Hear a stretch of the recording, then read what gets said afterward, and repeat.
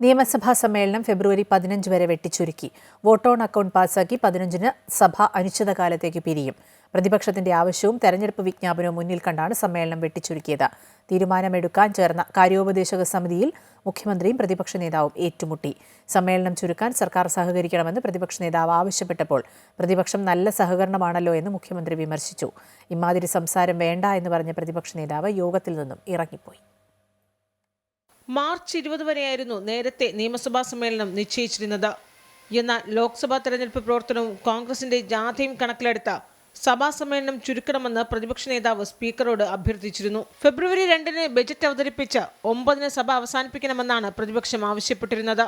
എന്നാൽ ബജറ്റ് അവതരണം 5-ന് തന്നെയാണ്. അതിനുശേഷം ഒരാഴ്ചക്കാലം സഭയുണ്ടാവുകയില്ല. പിന്നീട് 12 മുതൽ 15 വരെ ബജറ്റിന്മേൽ ചർച്ച നടക്കും.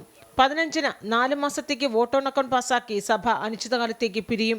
എന്നാൽ ഫെബ്രുവരി 9 മുതലാണ് കോൺഗ്രസിന്റെ ജാഥ നടക്കുന്നത്.